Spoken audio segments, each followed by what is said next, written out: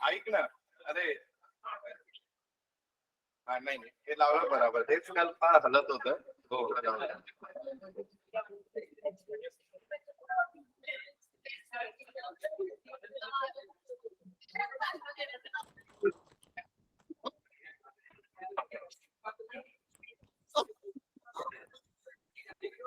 चलो इधर ध्यान दो बेटा. हमने आज से फाइनल अकाउंट स्टार्ट करना है. फाइनल अकाउंट स्टार्ट करने के पहले रिकॉर्डिंग तो ऑन हो गई, ठीक है. So before starting final account, let me explain background behind final account. फिर फाइनल अकाउंट से रिलेटेड कुछ चीजें हैं और उसके पहले एक होमवर्क है. होमवर्क क्या है? आपका जो बुकलेट नंबर 2 दिया हुआ है आपको, उसके एकदम एंड में आ जाओ. बुकलेट नंबर 2 के एंड में जिनके पास है उतने लोग देखो खाली. उसमें एंड में जो है बेटा सारे टॉपिक के ऑब्जेक्टिव टाइप क्वेश्चन है 1 to 10 है क्या? तो आपका इस वीक का होमवर्क है टॉपिक नंबर 8, 9 एंड 10 तीनों के ऑब्जेक्टिव नोटबुक में लिख के लाना है. उसके क्वेश्चन भी है और आंसर भी है, दोनों भी है वहां पे. 10th का किया है तो अगर जिन्होंने नहीं किया वो कर लो. और अगर ये जो भी है 7, 8, 9, 10 तीनों भी मुझे एक साथ बताना है आपने मंडे को. Is this clear? ओके. दूसरा चेंज ऐसा है, probably from Monday we are going to take class at Navipet यानी इंदुलाल कॉम्प्लेक्स. तो जिनको मालूम नहीं है वो जगह यहाँ से पैदल भी जाओगे तो 4-5 मिनट में आती है, ये बीच में के रास्ते से. और बाकी आप डायरेक्ट वहां पे आना चाहो तो आ जाओ. तो उसमें जो है लेक्चर के टाइम में थोड़ा सा शिफ्ट कर रहे हैं हम लोग. 8:30 की जगह वैभव सर 8:15 को चालू करेंगे मैथ्स 8:15 to 9:15. मैं अकाउंट्स 9:30 की जगह 9:15 को चालू करूंगा, 9:15 से 10:15. उसका रीजन ऐसा है कि जिन लोगों को भी सीए कंटिन्यू करना है अटेंड, तो वो यहाँ पे ही रहेगा सीए का क्लास 10:30 बजे से. तो आपको आने को 15 मिनट का जो टाइम लगेगा वो गैप देने का पर्पज है. एंड देन सीए अपना जैसे चल रहा है 10:30 से 5 तक वो चलेगा. जिनके कॉलेजेस है जिनको सिर्फ अकाउंट अटेंड करना है वो 10:30 से 12 तक अकाउंट अटेंड करके जा सकते हैं. मैं सीए का बोल रहा हूँ. और जिनको पूरा अटेंड करना है वो पूरा अटेंड कर सकते हैं. एंड देन अपना सैटरडे संडे का जो सीए का शेड्यूल है 8-8 घंटे का वो भी चालू हो जाएगा नेक्स्ट वीक से. Is this clear? इसमें किसी को कुछ डाउट है? तो ओनली फॉर 12 जे फक्त 12वीला येतात त्यांच्यासाठी काही चेंज नाही आहे. टाइम खाली 15 मिनट जल्दी रहेगा क्लास. वैभव सर तो ऑलरेडी 8:15 बजे स्टार्ट कर चुके हैं. मैं 9:30 की जगह 9:15 बजे करूंगा. Is this clear? क्योंकि वहां से यहाँ आने को 15 मिनट आपको भी मिले और मुझे भी मिले जो लोग सीए फाउंडेशन में. समझ में आया ना? नहीं तो हर दिन फिर हम 10-10 मिनट लेट होंगे. क्लियर है? और उसके अलावा अभी भी किसी को सीए फाउंडेशन ज्वाइन करना है कर सकते हो. We can cover it entire syllabus at least twice. और जो अपना ये वाला रहेगा क्या बोलते हो आप लोग, क्या बोल रहा हूं मैं, हाँ, सीए फाउंडेशन का जो आप लोगों को ज्वाइन करना है वो आपके चॉइस पे छोड़ दिया है मैंने. सैटरडे संडे सबके लिए तो बैच रहने ही वाली है. Apart from that this additional batch you all can attend. जैसे आपका कॉलेज अगर 12 बजे है तो रोज अकाउंट तो अटेंड कर ही लो, डबल बार हो जाएगा सीए का. ऐसे मेरा सजेशन है, बाकी आपकी इच्छा. और सैटरडे संडे तो रहेगा ही. ठीक है, चलो. Shall I begin with final account? Do you have any question? अच्छा, हम लोग, हाँ बेटा, क्या हो गया मेरा बात? उनको क्या है संडे को हॉलीडे चाहिए वैभव सर को. मैंने समझा दिया अच्छी लैंग्वेज में. It's okay. ठीक है, उनको लगता है उसको भी समझाओ. अच्छा, अपन उसको अकेले में बाजू में लेके समझाओ. चलो, नहीं है ना? चलो, shall I begin final account बेटा करे चालू. ओके, कहाँ पे है फाइनल अकाउंट? किधर भी नहीं है। इधर आ जाओ, अभी बोर्ड पे ध्यान दो सब लोग। आप में से कितने ऐसे लोग हैं जिन्होंने 11th में फाइनल अकाउंट अच्छे से किया था अच्छे से आता है? वाह। ऐसे कितने लोग हैं जो अभी भी फाइनल अकाउंट देखते हैं, अकाउंट छोड़ने का मन में इच्छा आता है? अच्छा, फायनल अकाउंट मालूम ही नहीं है, ऐसे कितने लोग हैं? काहीच माहित नाही फायनल अकाउंटचं काय असतं कोणाला माहित, फक्त शब्द आज ऐकले पहिल्यांदा। ऐसा कोई है? ओके बेटा, अभी मैं आपको कुछ बहुत इंटरेस्टिंग चीज बता रहा हूं, सब लोग ध्यान दो इधर। फाइनल अकाउंट जो है, सुनिए, ये आपको 12th में 12th में क्वेश्चन नंबर 2 में थोड़ा सा आता है, 3 में थोड़ा सा आता है, 6 में आता है और 7 में आता है। 7 12 मार्क्स, 6 12 मार्क्स, 3 10 मार्क्स, 2 10 मार्क्स। तो कितना पार्ट हो गया बेटा फाइनल अकाउंट का? 44 मार्क्स के लिए फाइनल अकाउंट है। इसलिए हम आज तक फाइनल अकाउंट स्टार्ट ही नहीं कर रहे थे सही मायने पे। आज से आपका सीरियसनेस चालू हो गया 12th का। अभी तक हम लोग आजू बाजू घूम रहे थे, गांव में घूम रहे थे, अभी अब आ गए हम रियल सेंस में 12th की शुरुआत। मतलब आज से हमारी पहली शुरुआत हो गई 12th की, राइट? अब इसमें जो फाइनल अकाउंट का पार्ट है 44 मार्क्स को, ये वाला प्योर फाइनल अकाउंट है। प्योर यानी क्या है कि यहाँ पे आपको फाइनल अकाउंट बनाना ही है, and the another part is it's compulsory, there is no option. यानी 24 मार्क तो फायनल अकाउंट है ही है। म्हणजे 80 मार्काच्या पेपरमध्ये 30 मार्क यानी 24 मार्क यानी 30% तो फाइनल अकाउंट है ही है। और ये वाले जो है इसमें पार्शियल फाइनल अकाउंट है, यानी सिर्फ बैलेंस शीट है। तो balance sheet is a part of final account, all of you agree with this? तो इसमें पार्शियल है, इसमें कंप्लीट फाइनल अकाउंट है, इसलिए आपको फाइनल अकाउंट सीखना ही पड़ेगा, देयर इज नो अल्टरनेटिव। हम लोग क्या कर रहे हैं कि फाइनल अकाउंट सिखाते समय आप में से कुछ लोग ऐसे हैं जो फाइनल अकाउंट में बहुत एक्सपर्ट है, और आप में से कुछ लोग ऐसे हैं कि जो रोज 9:40 को आते हैं। तो हमको एकदम बेसिक से जाना है फाइनल अकाउंट में। Is this clear? तो आपको आता भी है तो आंसर दे दो, नहीं आता है तो मुझे आता है क्या देख लो। आप सबको पता है, when we started accountancy in class 11, my first word was transaction. Agree? हम लोग क्या करते हैं बेटा, बिजनेस में इवेंट्स होते हैं। इवेंट यानी हलचल होती है, कुछ ना कुछ चलते रहता है, पैसा आता है जाता है, सेल होता है, परचेस होता है। We record every event in books of account if it involve money, that we called as transaction. All of you agree with मी?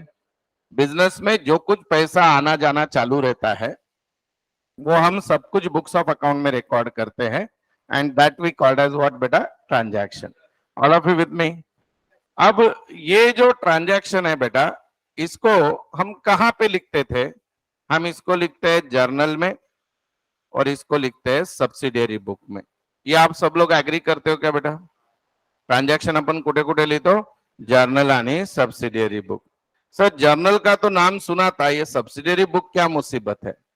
मैंने आपको बताया था कि अगर कोई ट्रांजैक्शन रैंडमली बहुत बार आ रहे हैं, जैसे एखादा टीचर हमको बहुत ज्यादा लिख के दे रहा है तो उसकी रफ नोटबुक हम अलग कर देते हैं, वैसे बिजनेस में purchase sale, purchase return, sales return, cash, bank, bills receivable, bills payable, इनके बहुत ट्रांजैक्शन होते हैं, तो इनको हम अलग से लिख देते हैं सब्सिडरी बुक में, and the remaining we record in journal. ये पूरी प्रोसेस बिजनेस में 365 दिन चालू होती है। फिर क्या करते हैं, जर्नल म्हणजे खिचड़ी है, एवरीथिंग इज मिक्स, तो हम उनको नाम के हिसाब से सेग्रीगेट करते हैं। सैलरी अकाउंट अलग, कैश अकाउंट अलग, सेल्स अलग, परचेस अलग, रमेश अलग, दिनेश अलग, बिल्डिंग अलग, प्लांट अलग, मशीनरी अलग, फर्नीचर अलग, कैपिटल, सब कुछ अलग कर देते हैं। वो अलग अलग करना है, यानी क्या बोलते हैं बेटा? लेजर। क्या बोलते हैं उसको? Ledger. Now this process is end on 31st of March. कब खत्म हो जाती है बेटा ये प्रोसेस? 31st मार्च। 31st मार्च को क्या है बेटा? सेलिब्रेशन, कयामत का दिन, यानी फाइनेंशियल ईयर आपका खत्म होता है। सर कभी कभी तो हमने 31 दिसंबर को भी एंड होते हुए देखा है, होता है ना 31 दिसंबर को भी, बट जनरली कब होता है? 31 मार्च। इंडिया में क्या है बेटा, हम लोग फाइनेंशियल ईयर फॉलो करते हैं, सो इन इनकम टैक्स के हिसाब से भी कब क्लोज होता है? 31 मार्च। Is this clear? अब उसके बाद बेटा अब ध्यान से सुनना है। समझो बेटा मेरे बिजनेस में, ये इतना डेप्थ में आपको फाइनल अकाउंट मैंने सीए में भी नहीं सिखाया, वो सिखा रहा हूं मैं। समझो बेटा आपके पास 1,000 लेजर थे। अब मैं अपने क्लास की बात करूं तो मेरे पास 5,000 लेजर अकाउंट बनते हैं, हर स्टूडेंट का एक लेजर अकाउंट रहेगा। फिर मेरे बाकी फीस, फर्नीचर, बिल्डिंग, खर्चे के अकाउंट सारे सारे मिलके 5-1 हजार लेजर अकाउंट बनते होंगे। जैसे नॉर्मल बिजनेस में समझो 1,000 लेजर अकाउंट बनते हैं, इसमें से बेटा लगभग 90% क्लोज हो जाते हैं। क्या क्लोज हो जाते हैं यानी फाड़ के फेंक देते हो क्या? टैली हो जाते हैं, there debit is equal to credit. जैसे एक एग्जांपल देता हूं, अभी इसका नाम है समझो रमेश, ये मेरा कस्टमर है। रमेश को मैंने गुड सेल किया, तो मैं उधारी पे सेल किया तो एंट्री करूंगा Ramesh account debit to sales, इतना लिहून टाकलं भैया सेल्स 10,000। और 2 महीने बाद रमेश ने पैसा दे दिया, cash account debit to Ramesh 10,000। तो ऐसे रमेश के वैसे 90% लोग होते हैं, तो रमेश टैली हो गया कि नहीं? तो जो अकाउंट टैली हो गया वो वहीं पे रह जाता है, वो आगे कैरी फॉरवर्ड नहीं होता है। जो बचे हुए अकाउंट उनकी हम लिस्ट बनाते हैं, and that list is called as trial balance. उस लिस्ट को हम लोग क्या बोलते हैं बेटा? Trial balance. Have you understand this? तो आप जब भी कोई भी फाइनल अकाउंट का प्रॉब्लम सॉल्व करोगे तो आपको जर्नल एंट्री देंगे क्या? नहीं। आपको लेजर देंगे क्या? नहीं। आपको क्या दिया जाएगा? Trial balance. And from the trial balance you have to prepare final account. Trial balance पे से आपको क्या बनाना है बेटा? Final account. ये सबको समझ में आ रहा है? अब ये जो फाइनल अकाउंट मुझे ट्रायल बैलेंस पे से बनाना है, तो एग्जैक्टली क्या करना है वो समझ के लो। मुझे बताइए, कोई भी बिजनेस हो, हमारा उसका पर्पस क्या होता है बेटा? समाज सेवा, समाज सेवा, समाज सेवा? बिल्कुल नहीं। हमारा पर्पस होता है लास्ट बेंच, बात मत करो, प्रॉफिट, प्रॉफिट एंड प्रॉफिट। तो मैं बिजनेस का ओनर हूं, तो मेरा पहला पर्पस है कि भैया मेरे बिजनेस का स्टेटस क्या है? स्टेटस क्या है यानी प्रॉफिट हुआ या लॉस? मुझे एक प्रश्न का उत्तर देना। गले में बहुत सारे रुपए हैं आपके, गले में दुकान के लॉकर में 10 लाख पड़े हैं साल के एंड में 31 मार्च को, is it your profit? 1 crore रुपया पड़ा, is it your profit? No. वो किसी का आया हुआ रह सकता है, लोन हो सकता है। Profit is what, whatever you earned and whatever you expended, the net difference is called as what? Profit. तो profit is different and cash. अगर आप दुकान में ड्रावर में पड़ी हुई कैश को खुद का प्रॉफिट समझ के खत्म कर दे तो भीख मांगना पड़ेगा, बराबर है? So profit is different, cash is different. All of you agree with this? तो हमको बिजनेस रन करते समय ये देखना होता है कि अरे भैया बिजनेस में प्रॉफिट या लॉस कितना हुआ है। ऑल ऑफ यू विथ मी? उसके साथ साथ मुझे देखना होता है कि भैया मैं आगे भीख मांगूंगा या जी लूंगा अच्छे से। That is called financial position. क्या बोलते हैं बेटा उसको? Financial position. तो आपको प्रॉफिट लॉस के लिए आपको बनाने पड़ते इनकम स्टेटमेंट। क्या बनाना पड़ता है बेटा? Income statement. और फाइनेंशियल पोजीशन के लिए बनाना पड़ता है बेटा पोजीशन स्टेटमेंट। क्या बनाना पड़ता है? Position statement. अब हमारे अकाउंटिंग में बेटा इनकम स्टेटमेंट 2 है। कितने हैं बेटा? 2। और पोजीशन स्टेटमेंट 1 है। इनकम स्टेटमेंट पहला है ट्रेडिंग अकाउंट और दूसरा है बेटा P and L account. All of you with me? और पोजीशन स्टेटमेंट एक में है balance sheet. What is position statement बेटा? Balance sheet. All of you agree with me? यहां तक किसी को कुछ डाउट है क्या? नहीं है। अब अगर आपको लास्ट ईयर कुछ याद होगा, यहां पे ध्यान दो।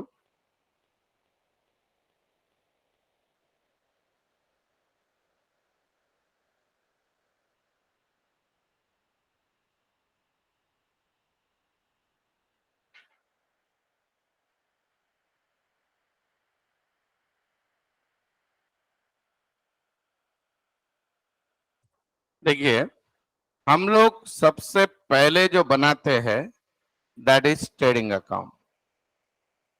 क्या बनाते हैं बेटा? Trading account. Trading account is which statement बेटा? ट्रेड स्टेटमेंट नहीं, इनकम स्टेटमेंट। कौन सा स्टेटमेंट? ट्रेड स्टेटमेंट नहीं। फिर P and L P statement, balance sheet B statement. गधे लोग। तो ट्रेडिंग अकाउंट जो है वो इनकम स्टेटमेंट है, agree? Then we prepare profit and loss account. तो बेटा प्रॉफिट एंड लॉस अकाउंट कौन सा स्टेटमेंट है? वो भी इनकम स्टेटमेंट। और फिर हम बनाते हैं balance sheet account. Balance sheet account होता है क्या गधे लोग? Balance sheet is only balance sheet, बराबर है? तो इसलिए आज की पहली लर्निंग क्या है भैया? ट्रेडिंग अकाउंट है, पी एंड एल अकाउंट है, पर बैलेंस शीट अकाउंट है क्या? नहीं। तो ट्रेडिंग के डेबिट में जितने आइटम आएंगे क्या लिखेंगे? टू। क्रेडिट में आएंगे by, this side is called credit, this side called debit. Same with the P and L account, यहाँ पे भी क्या लिखेंगे? टू, यहाँ पे भी क्या लिखेंगे? बाय। पर बैलेंस शीट में लिखेंगे क्या? To and by.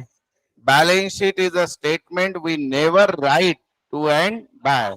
अगर आपने बैलेंस शीट में टू एंड बाय लिख दिया तो समझ जाने का साइंस करके कॉमर्स में आया है, आर्ट्स करके कॉमर्स में आया, राइट? नहीं तो तारे जमीन पर, राइट? तारे जमीन पर समझता है क्या मैं जब बोलता हूँ? उसके वैसे आप वो जैसा उसको कुछ भी नहीं ऐसे, ठीक है? तो बेटा left hand side of balance sheet को क्या बोलते हैं? लायबिलिटी। राइट हैंड साइड को क्या बोलते हैं? एसेट। यहां तक किसी को कुछ दिक्कत है?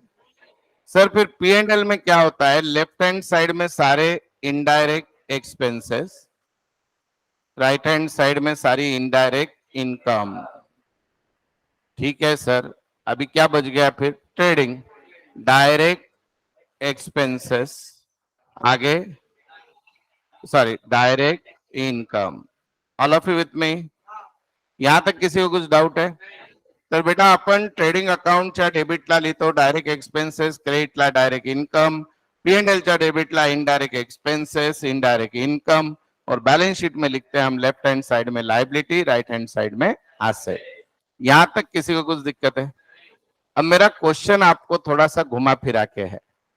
आपने जितने बार भी आज तक फाइनल अकाउंट देख के किया होगा, अटेंड किया होगा, तो ये जो बैलेंस शीट है वो अपने आप टैली हो जाती है कि नहीं? और बैलेंस शीट टैली हुई तो ही बराबर होता है प्रॉब्लम, हाँ या ना? अब नहीं मानते टैली तो बराबर, नहीं तो अक्टूबर, बराबर? तो आप मुझे बोलिए बैलेंस शीट टैली कैसे क्या होता है?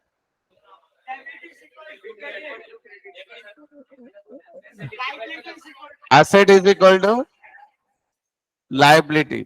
सब गधे लोग है, कोई भी गलत है, सब गलत है। Very good. हम लोग डबल एंट्री सिस्टम फॉलो करते हैं।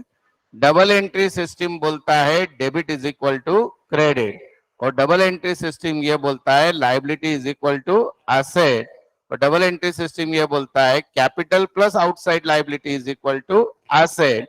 इसके कारण आपकी बैलेंस शीट टैली होती है, वो कोई मैजिक नहीं है, because we recorded every transaction 2 times so that automatically our balance sheet is tallied.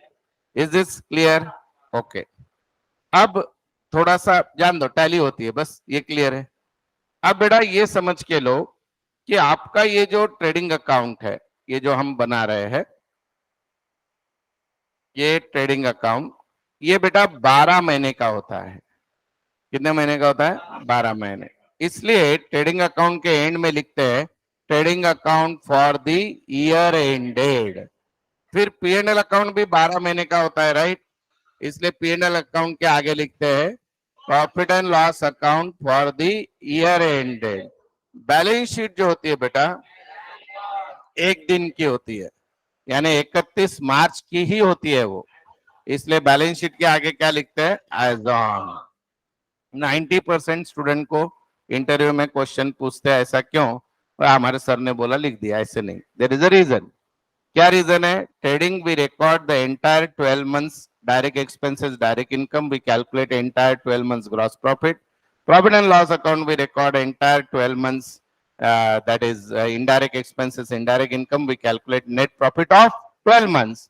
but balance sheet ये लेखा जोखा है साल भर का, इसलिए बैलेंस शीट जो होती है बेटा वो एक दिन की होती है, इसलिए बैलेंस शीट के आगे नाम कैसे लिखते हैं? As on. ये समझ में आ गया। अब हम 6 चीजें सीखने वाले हैं। देखो सब लोग, नहीं 6 नहीं, ज्यादा, 3 4 5 6 7 8, we are going to learn 8 concepts. तैयार हो सब लोग पक्के से? इसमें अगर बेटा आपको 1% भी डाउट है तो प्लीज पूछ लेना, कहीं पे भी रुका के मुझे पूछ लेना। इसके बाद जिंदगी में कभी फाइनल अकाउंट में कोई डाउट नहीं आएगा। एक ही जगह अपने वांदे होते हैं टोटल करने में, उसके लिए मैं जवाबदार नहीं हूं। वो आपके पिछले जन्म के पाप है, पहली से 10वीं तक के, वो आपको करना ही पड़ेगा। बराबर है क्या नहीं बेटा? चलो आगे बढ़ते हैं। अभी ध्यान से सुनो बेटा। सबसे पहली चीज होती है डायरेक्ट एक्सपेंसेस। सबसे पहले बेटा आप सबको एक्सपेंसेस वर्ड का मीनिंग तो पता है, हाँ या ना? एक्सपेंसेस यानी खर्चा। अब इसमें वर्ड आ गया डायरेक्ट। कौन सा आ गया बेटा? डायरेक्ट। अच्छा, उसके पहले एक चीज पहले समझ लो। हम जो फाइनल अकाउंट बनाते हैं बेटा, 3 टाइप के ऑर्गेनाइजेशन का बनाते हैं। कितने टाइप का? 3। एक है बेटा ट्रेडिंग ऑर्गेनाइजेशन,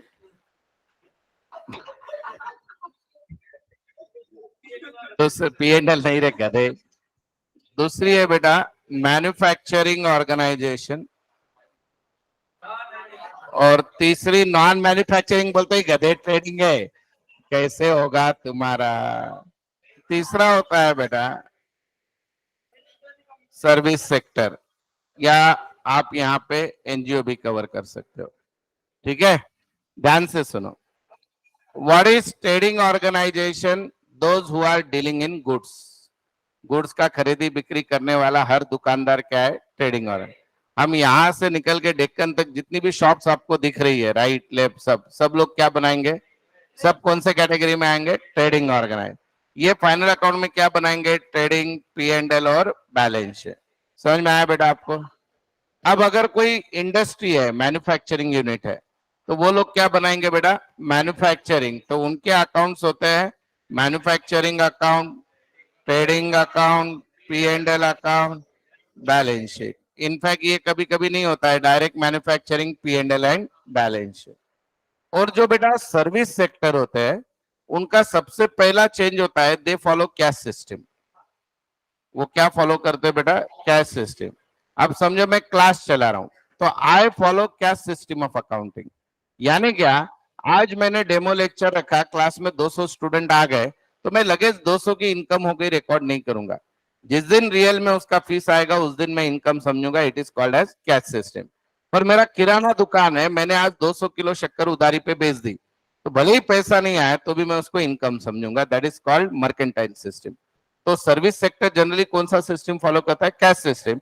और बेटा सर्विस सेक्टर में जनरली ट्रायल बैलेंस नहीं होता है, रिसीट एंड पेमेंट अकाउंट होता है। क्या होता है? Receipt and payment. और उनके फाइनल अकाउंट में क्या होता है? पहला स्टेटमेंट होता है इनकम एंड एक्सपेंडिचर, और दूसरा होता है balance sheet. There is no trading account. क्यों? क्योंकि वो चीजें बेचते नहीं है। अब मैं क्लास चला रहा हूं तो मैं कुछ बेच रहा हूं क्या? ऐसे लग रहा है कि ब्रेक में वड़ा पाव लेके खड़ा हूं, नोटबुक पेन पेंसिल लेके खड़ा हूं, ऐसे कुछ कर रहा हूं क्या मैं? I am rendering services. तो मेरे केस में मैं ट्रेडिंग अकाउंट बनाऊंगा ही नहीं। मैं क्या बनाऊंगा? Income and expenditure account and balance sheet. Is this clear? आपके कॉलेज है, स्कूल्स है, हॉस्पिटल्स है, सब लोग किस कैटेगरी में आते हैं बेटा? सर्विस सेक्टर, एनजीओ में आते हैं। देन बेटा मैन्युफैक्चरिंग यानी फैक्ट्री, और इधर कौन है बेटा? ट्रेडिंग। अब ये जो ट्रेडिंग बनाते हैं, इसमें 3 टाइप के ऑर्गेनाइजेशन है। कितने टाइप के बेटा? 3। एक है सोल ट्रेडर, दूसरा है बेटा पार्टनरशिप, और तीसरा है बेटा कंपनी। ठीक है, आपने जो 11th में जिनका फाइनल अकाउंट किया वो कौन है? अभी जो करने वाले हो वो, और अगर पास हो गए तो आगे जो करने वाले हो कंपनी। ठीक है, तो soul trader means when single person is the owner of the business, it is called soul trader. और अभी हम सीखने वाले मोर देन 1 पर्सन, यानी क्या सीखने वाले? पार्टनरशिप। तो एक चीज याद रखो, आप फाइनल अकाउंट किसी का भी बनाओ, basic won't change. Trading account trading ही रहेगा, P&L ही रहेगा, बैलेंस शीट ही रहेगा। Is this clear? तो अब हम आते हैं कॉन्सेप्ट पे। यहां तक किसी को कुछ क्वेश्चन है तो पूछो। कुछ है क्वेश्चन? पक्का नहीं? शैल आई प्रोसीड? आगे जाओ बेटा। चलो, अभी बेटा सबसे पहला आइटम है यहाँ पे डायरेक्ट एक्सपेंसेस। यहाँ पे ध्यान दो, मेरी शॉप जो है एक किराना माल की दुकान है पुणे में, यहाँ पे सदाशिवपेट में, राइट। मैं क्या करता हूं बेटा, दिल्ली से, मुंबई से, सूरत से और कुछ पुणे के होलसेलर से सब लोगों से गुड्स परचेस करता हूं और वो गुड्स मेरे यहाँ पे दुकान पे आते हैं सदाशिवपेट में। मैं एक रिटेलर शॉप है, राइट। और फिर यहाँ आने के बाद मैं उस गुड्स को पैकिंग करूंगा, उसको साफ करूंगा, अच्छा करूंगा, प्रॉपर लगाऊंगा, फिर वो दुकान पे उसका रेट डालूंगा, स्टाफ को बोलूंगा प्रॉपर उसकी मार्केटिंग कर, ऐड कर, ये कर। फिर यहां से पूरे पुणे के मेरे कस्टमर है हजारों, उनको मैं बेचूंगा। समझ में आ रहा है? तो बेटा जरा ध्यान से सुनो, आपको ये फिगर याद रहेगी तो कभी जिंदगी में कंफ्यूजन नहीं होगा। तो यहां से लेके यहां तक जो गुड्स आ रहा है उसका सारा खर्चा किस कैटेगरी में आता है? Direct expenses. यानी क्या? गुड्स को परचेस करने का खर्चा, गुड्स का ट्रांसपोर्ट का खर्चा जिसको कैरेज इनवर्ड बोलते हैं, अगर मेरे पास वर्कर है तो उनके वेजेस, अगर मेरी फैक्ट्री है तो पूरे फैक्ट्री का खर्चा, अगर मेरे पास मैं गुड्स इंपोर्ट कर रहा हूं तो इंपोर्ट ड्यूटी का खर्चा, आते हो गवर्नमेंट कुछ टैक्सेस ले रही है उस पे, उसका खर्चा। तो वो गुड्स वहां से यहां तक मेरे दुकान में आने तक का पूरा खर्चा यानी direct expenses. Have you understand this? तो डायरेक्ट एक्सपेंसेस में जनरली क्या होता है बेटा? परचेसेस। सबसे मेजर डायरेक्ट एक्सपेंसेस कौन सा होता है अपना? परचेस। उसके अलावा आपके दुकान में वर्कर्स है उसका पेमेंट, या फैक्ट्री में वर्कर है, वेजेस। उसके अलावा आपको गुड्स लाते वक्त जो पैकिंग का खर्चा आ रहा है, कैरेज इनवर्ड, समझे आप? इंडिया के बाहर से ला रहे हो तो इंपोर्ट ड्यूटी, समझ में आ रहा है? अगर आप उसको लाके फैक्ट्री में कुछ कर रहे हो तो फैक्ट्री एक्सपेंसेस। आप गुड्स लाते वक्त कुछ इंश्योरेंस पेड कर रहे हो, in transit, insurance in transit, तो ये सब कुछ आपके डायरेक्ट एक्सपेंसेस है। ये सारे के सारे ट्रेडिंग के डेबिट में आते हैं। Have you understand this? सबको डायरेक्ट एक्सपेंसेस का मीनिंग समझा क्या? आया ना? अब बेटा ये गुड्स लाके मैं क्या करूंगा? बेच दूंगा। तो मेरी एक में और डायरेक्ट इनकम होती है बिझनेस में, सेल्स। डायरेक्ट इनकम एकच असते बिझनेस मध्ये, कोणती? सेल। तो बेटा इमेजिन करो कि मेरा ये सब मिलके खर्चा हो गया 20 लाख और मैंने इसको सेल कर दिया 50 लाख में, तो मेरा मार्जिन कितना हो गया बिजनेस में? 30 लाख। इसको बोलते हैं ग्रॉस प्रॉफिट। क्या बोलते हैं बेटा? Gross profit. All of you with me? यहां तक किसी को कुछ डाउट है क्या? तो मैं आपको जो 2 मिनट पहले ये फॉर्मेट निकाला, तो इस फॉर्मेट के हिसाब से यहाँ पे 30 लाख, यहाँ पे 50, जो भी एग्जाम्पल, कुछ फर्क नहीं पड़ेगा। तो ये जो भी आंसर आएगा, this is my gross profit. Have you understand this? Yes और नो? तो गुड्स परचेस करने के लिए, प्रोड्यूस करने के लिए, मैन्युफैक्चर करने के लिए, दुकान में लाने तक का जितना खर्चा होता है, all such expenses are called as direct expenses. और गुड्स बेच के जो पैसा आएगा that is direct income. Have you understand this? और direct income and direct expenses का डिफरेंस यानी ग्रॉस प्रॉफिट। और अगर आपके वैसा दुकानदार है तो ये भी हो सकता है ग्रॉस लॉस। यानी क्या? लाए 30 लाख में, बेचना पड़ा 20, तो ग्रॉस लॉस कितना हो गया? 10। इस पे बेटा 2 फिल इन द ब्लैंक्स आते हैं एग्जाम में। Excess of direct expenses over direct income is called as gross. सुनो वापस एक बार, expenses, excess of direct expenses over direct income. अगर आपके एक्सपेंसेस ज्यादा, इनकम कम है तो क्या होगा? Gross loss. क्या होगा? Gross loss. और exactly opposite, if excess of direct income over direct expenses, gross profit. Clear है बेटा? अब समझ के लो, यहां तक का डायरेक्ट एक्सपेंसेस, डायरेक्ट इनकम सबको समझ में आ गया? चलो, और इसका डिफरेंस क्या है बेटा? ग्रॉस प्रॉफिट या ग्रॉस लॉस। अब क्लियर है? अब थोड़ा आगे बढ़ते हैं। अब ये गुड्स मेरे दुकान में सदाशिवपेट में आ चुका है। आने के बाद मुझे दुकान का रेंट देना है, बराबर है बेटा? दुकान का लाइट बिल देना है, दुकान में अकाउंटेंट है, सेल्समैन है, उनकी सैलरी देना है, फिर बेटा मुझे एडवर्टीजमेंट भी करनी पड़ेगी, टेलीफोन बिल भी है, इंटरनेट भी है, पैकिंग भी है। कस्टमर बोल रहा है मेरे घर पे भेज गुड्स, कैरेज आउटवर्ड बोलते हैं उसको। गवर्नमेंट के टैक्सेस भी भरने हैं, दुकान का भी इंश्योरेंस निकालना है, एसेट भी खर्च हो रहे हैं, डेप्रिसिएशन। ये सारे खर्चे मेरे दुकान के हैं, मेरे ऑफिस के हैं। तो ये गुड्स आने के बाद हो रहे या पहले हो रहे? तो इसको बोलते हैं इनडायरेक्ट एक्सपेंसेस। क्या म्हणतात बेटा याला? Indirect expenses. तो ये सारे इनडायरेक्ट एक्सपेंसेस हम लोग कहां पे लिखते हैं? P and L. समझ में आया? यहां तक क्लियर है?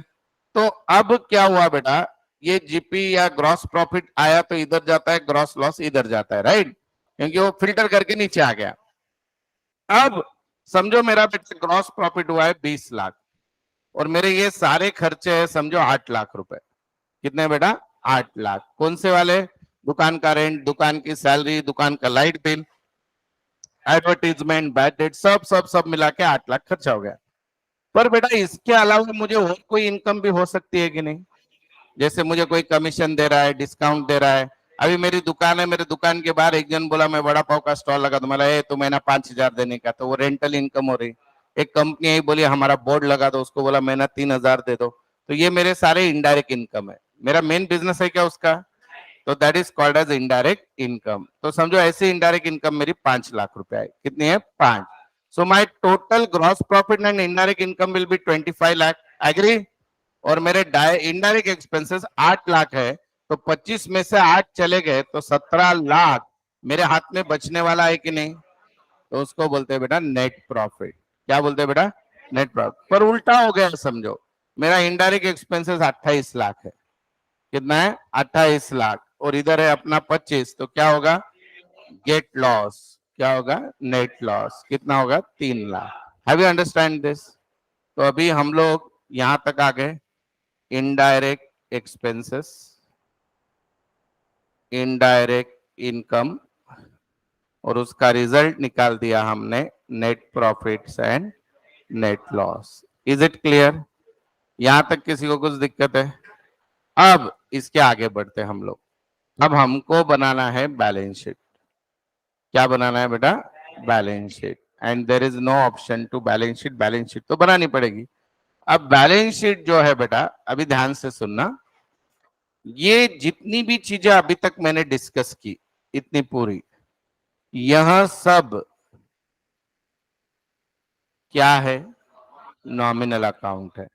सैलरी खर्चा है, नॉमिनल अकाउंट। परचेस खर्चा है, नॉमिनल अकाउंट। सेल इनकम है, नॉमिनल अकाउंट। डिस्काउंट इनकम है, nominal account. Rent income, expenses कुछ भी है, नॉमिनल। सो नॉमिनल अकाउंट में क्या आता है? All expenses and income. तो ट्रेडिंग में भी क्या आएंगे? डायरेक्ट एक्सपेंसेस, डायरेक्ट इनकम यानी नॉमिनल। पी&एल में भी क्या आएंगे? Indirect expenses, indirect income, nominal. अब हमारी क्या चालू होने वाली है बेटा? Balance sheet. यहां तक क्लियर है? तो अब जो बैलेंस शीट आपकी चालू होने वाली है, उस बैलेंस शीट में आपको क्या करना है बेटा? Balance sheet record remaining accounts. तो बेटा बोलो अकाउंट के टोटल टाइप कितने थे? Personal, real and nominal. तो बैलेंस शीट में क्या आएगा? Personal and real. क्या आएंगे बेटा? Personal and real. तो हमारे जितने भी एसेट और लाइबिलिटीज होते हैं, ये सारे के सारे कौन से अकाउंट होते हैं? पर्सनल और रियल। मैं आपको प्रूव कर दूंगा, वो नॉमिनल नहीं होता है, पर्सनल और रियल। तो हम लेफ्ट हैंड साइड में रिकॉर्ड करते हैं लाइबिलिटीज और राइट हैंड साइड में क्या रिकॉर्ड करते हैं? एसेट। अभी जरा ध्यान से देखना, ये मेरी बैलेंस शीट है। मैं क्या लिख रहा हूं समझ के लो। Left hand side is liability, right hand side is asset. Sir ये तो समझ में आ गया, क्लियर है? अभी होता क्या है बेटा, liabilities are of 2 categories. Liability की 2 कैटेगरी है, एसेट की कोई कैटेगरी नहीं है। Asset are asset. तो लाइबिलिटी की कैटेगरी क्या है? सुन के लो, inside liability and outside liability. नहीं समझा? आप मुझे बताओ, in accounts owner and business both are same और डिफरेंट? डिफरेंट। तो ओनर जो पैसा बिजनेस को देता है उसको हम अकाउंट में क्या बोलते हैं? कैपिटल। तो बिजनेस जब खुद की बैलेंस शीट बनाता है तो वो कैपिटल को क्या बोलता है बेटा? इनसाइड लाइबिलिटी, क्योंकि ओनर को देना है। और ओनर छोड़ के बाकी लोग है, क्रेडिटर्स है, बैंक लोन है, और कोई फ्रेंड से लोन लिया है, ये सब कौन सी लाइबिलिटी है? आउटसाइड। क्लियर है बेटा? हमारा जब भी अकाउंटिंग इक्वेशन बनता है बेटा, asset is equal to liability, because asset is debit and liability is credit. और liability को हम फिर से लिखते हैं capital plus outside liability. Outside liability यानी ये, कैपिटल यानी ओनर का फंड। समझ में आया आपको? अब जब आप बैलेंस शीट बनाओगे, तो अगर ये कंपनी फाइनल अकाउंट होता बेटा, तो कंपनी फाइनल अकाउंट में तो रूल है कि बाबा ये आइटम यहाँ पे ही लिखना है, इस नंबर पे ही लिखना है, इट्स कंपलसरी। पर अगर ये पार्टनरशिप या 11th का फाइनल अकाउंट है, तो इसमें रूल ऐसा है बेटा कि लॉन्ग टर्म लायबिलिटीज ऊपर लिखो और शॉर्ट टर्म लायबिलिटी नीचे लिखो। सिमिलरली एसेट के लिए रूल है, फिक्स एसेट ऊपर लिखो और करंट एसेट नीचे लिखो। सर लॉन्ग टर्म लायबिलिटी यानी क्या? कैपिटल। तो हमेशा जब भी आज के बाद हम बैलेंस शीट बनाएंगे, तो लायबिलिटी साइड का पहला आइटम क्या होगा बेटा? कैपिटल। उसके बाद रिजर्व रहता है, तो रिजर्व वो भी कैपिटल का पार्ट है। एंड देन उसके बाद current liability, creditors, bills payable, bank overdraft, outstanding expenses, income received in advance, ये सारे लायबिलिटी है। और एसेट साइड में क्या आएगा बेटा? फिक्स एसेट पहले आएंगे। Which are the fix asset? Furniture, building, plant, machinery. उसमें भी इंटेंजिबल आ गया तो पहले गुडविल, पेटेंट, कॉपीराइट, वो पहले, फिर furniture, building, and then current asset, cash, debtor, stock, prepaid expenses, bank balance, bills receivable, ये सब कौन से एसेट है? Current asset. सर ऐसा क्यों लिखते हैं? तो उसके पीछे का लॉजिक है।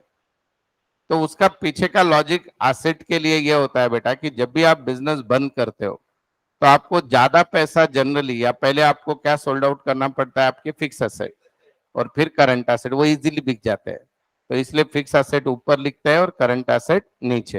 एंड सिमिलरली लायबिलिटी में सबसे लास्ट ओनर लेता है पैसा, इसलिए उसको बाजू में रख देते हैं और नीचे बाकी की लायबिलिटी। समझ में आया? सर ये सीक्वेंस कंपलसरी है क्या? कोशिश करो इसमें ही लिखने की। ऐसा इसमें और सब सीक्वेंस नहीं है कि पहला आइटम बिल्डिंग ही होना चाहिए, दूसरा आइटम फर्नीचर ही होना चाहिए, तीसरा आइटम ही, ऐसा कोई रूल नहीं है। That is you can put anything. यहां तक क्लियर है सबको? पक्का? चलो नोटबुक ओपन करो फटाफट।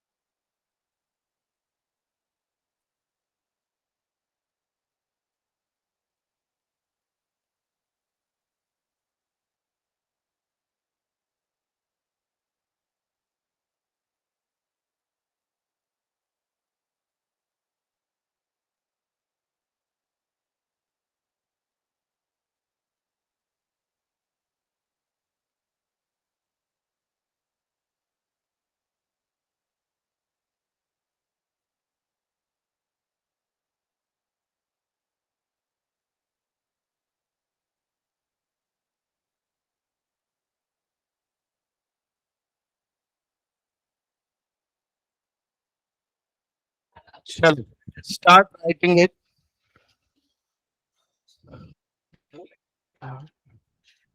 After completion of after completion of bookkeeping process, after completion of bookkeeping process, on the basis of trial balance, on the basis of trial balance, on the basis of trial balance, we have to prepare, we have to prepare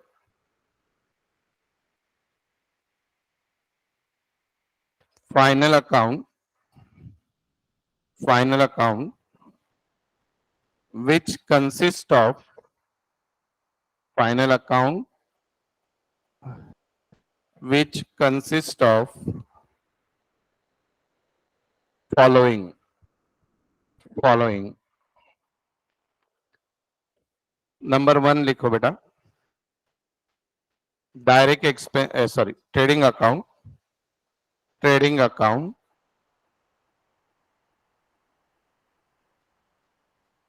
dash देके लिखो, ए point लिखो उसमें, direct expenses, ए point लिखो, direct expenses लिखा, dash देके उसके आगे, all type of expenses, all type of expenses incurred for, incurred for purchasing goods, purchasing goods or manufacturing goods, or manufacturing goods such as, such as purchases, purchases, comma wages, comma carriage inward, carriage inward, etc. are called as direct expenses, are called as direct expenses. It is recorded at, it is recorded at debit side, debit side, debit side. It is recorded at debit side of trading account. It is recorded at debit side of trading account. पढ़ के देख लो, समझा गया? हम लोग पहले सीख रहे हैं ट्रेडिंग अकाउंट. ट्रेडिंग अकाउंट के डेबिट में पहला आइटम क्या, डेबिट में क्या होते हैं? सारे डायरेक्ट एक्सपेंसेस. फिर लिख के दिया डायरेक्ट एक्सपेंसेस किसको बोलते हैं. ठीक. नंबर 2 लिखो उसमें, ट्रेडिंग अकाउंट की हेडिंग में number 2, direct income, direct income.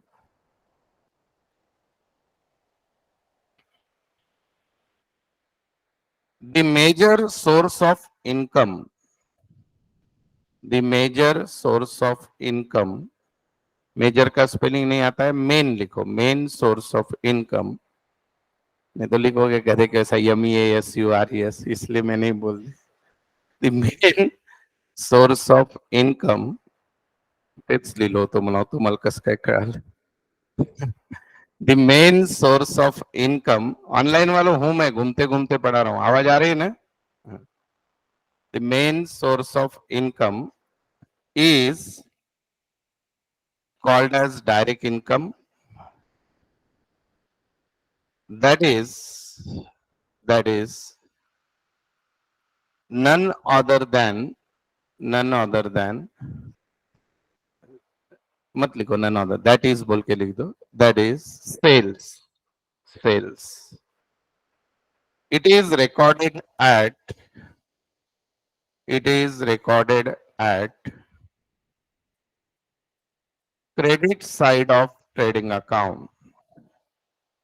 It is recorded at credit side of trading account.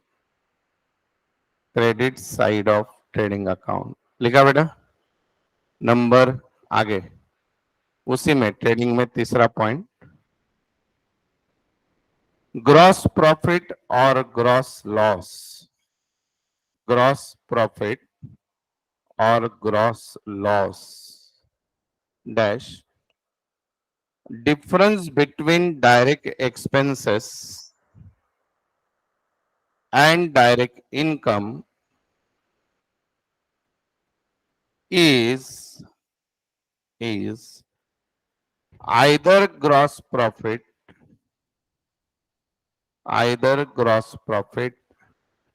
or gross loss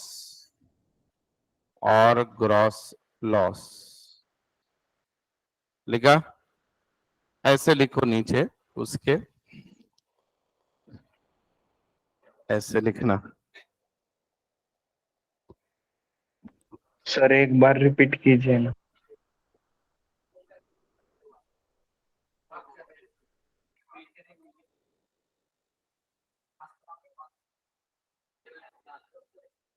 समझा कि क्या लिखा है? क्या लिखा है बोलो। अगर डायरेक्ट एक्सपेंसेस ज्यादा है, डायरेक्ट इनकम कम है तो क्या होगा? Gross loss. और अगर डायरेक्ट एक्सपेंसेस कम है, डायरेक्ट इनकम ज्यादा है तो क्या होगा बेटा? Gross profit. Is it clear? यहां तक किसी को कुछ दिक्कत है क्या? पक्के से? चलो नेक्स्ट हेडिंग लिख दो, प्रॉफिट एंड लॉस अकाउंट। ठीक है, प्रॉफिट एंड लॉस अकाउंट। चलो यहाँ पे हम लोग रुकते हैं अभी। Again I am repeating all the things till the Saturday the lectures will be as it is over here. Saturday क्या ट्रिप है ना, वो भी आज डिस्कस करते हैं क्या करना है। तो फिर मंडे से, coming Monday class will be at Indulal complex. Indulal complex सबको पता है, 3rd फ्लोर पे, वहां पे आते ही आपको समझ में आ जाएगा। और नहीं आया तो पहले दिन हम लोग रुकेंगे नीचे काका हलवाई के बाजू में इंदुलाल कॉम्प्लेक्स। ठीक है, वो फिर अपना क्लासरूम ये हो जाएगा, रे दिन भर ऑक्यूपाइड हो जाएगा। देखते हैं देखते हैं ना, बात करेंगे अपन, होता है तो।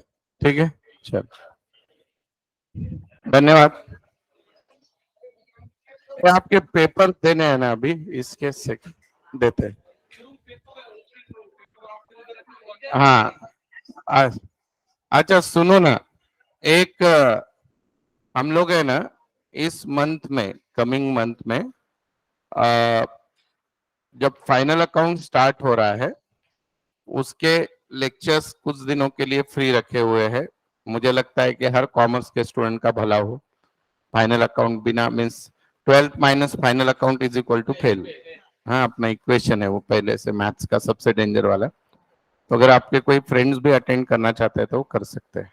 ठीक है, तो दे आर वेलकम। आपको भी वैसा फोन आएगा क्लास से, तो आप मत समझना आपको क्यों फोन किया है। हाँ, चलो धन्यवाद।